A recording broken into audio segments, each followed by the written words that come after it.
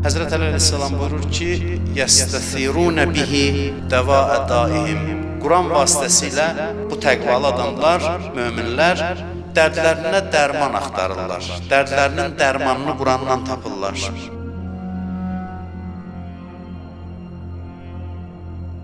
Biz bəzən əxlaq kitabı oxuyuruq, filan şey, filan cür eləyin, sonra çalışırıq ona əməl eləməyə. Amma Quranın özünə məxsusluğu nədir? Quran oxuduqda ona əməl eləməyin təsirini də yarada bilir insanda. Yəni, əməl etsəydi necə olacaqdı? Oxumaqla o təsiri Qurandan almaq olur. Və sonra Quran insanı əmələ də təşviq edir.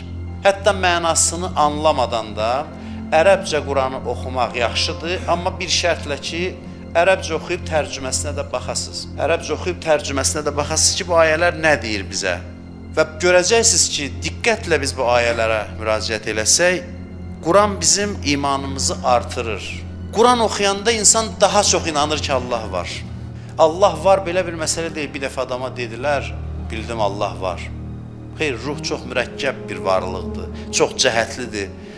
Görürsən ki, bəzən ruhun bir tərəfi cuşa gəlir, zuhur eləyir, bəzən başqa bir tərəfi, bəzən ruhun içində olan səslər batır, müxtəlif başqa səslər bizi özünə cəlb eləyir.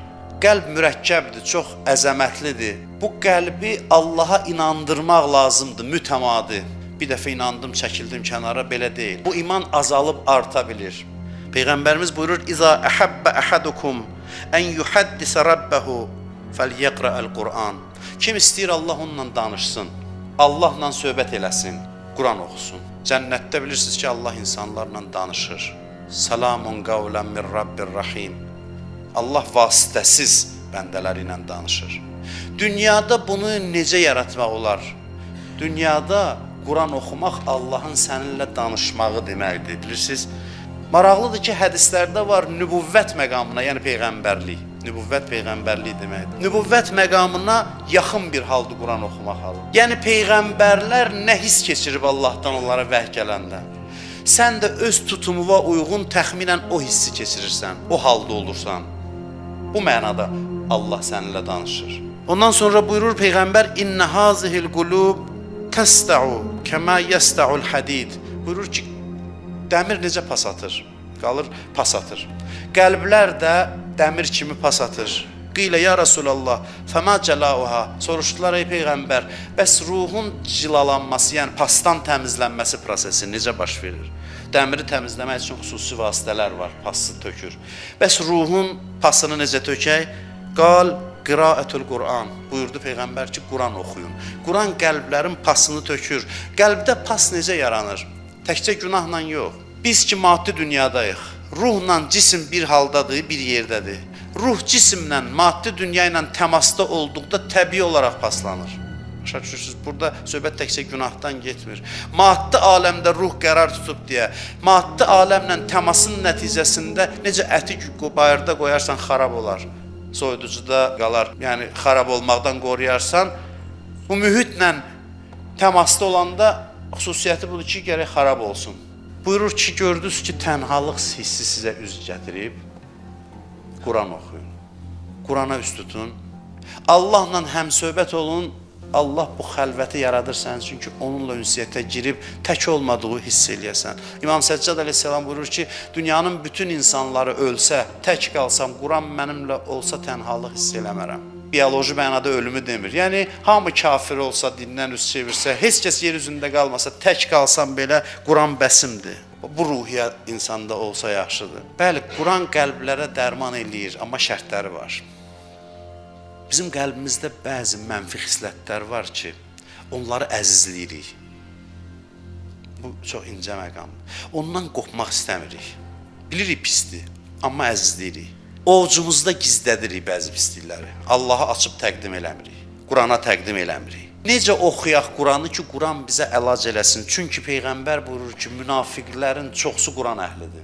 Deməli, Quran oxuyub münafiq halda, imansız halda qalmaq da olur. Bəzən də daha da çox artırır, Quran xəstəliyi artırır bəzən. Fəzadəhumullah mərəza. Allah Quranda buyurur ki, Allah xəstəliklərini artırır, mərəzlərini artırır. Buyurur ki: "Və izâ qîlə lehum teâlev ilâ mâ enzelallah və iler-rasûl ra'eytel munafiqîne yesuddûne anke sudûda." Buyurur ki, sən elə ki onlara deyildi: gəlin Allahın nazil etdiyi kitaba tərəf, yəni Qurana tərəf və Peyğəmbərə tərəf. Diqqət edin ayəyə. Gəlin Allahın nazil etdiyi kitaba tərəf və iler-rasûl və Peyğəmbərə tərəf. Nə baş verir?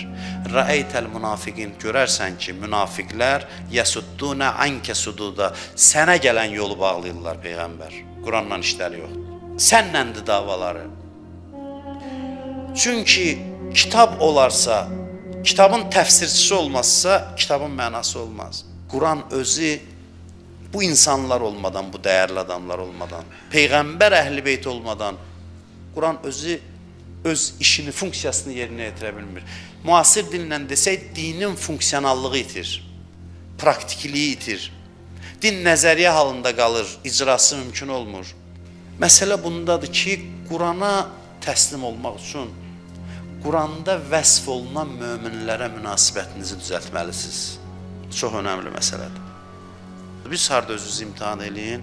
Quranın təriflədiyi insanların müqabilində təvazu halı yaranırsa sizdə, deməli Quran sizə əlac eləyə bilər. Allah da qəsdən Quranda deyir: "Salamun ala Musa və Harun." Salam olsun Musaya və Haruna.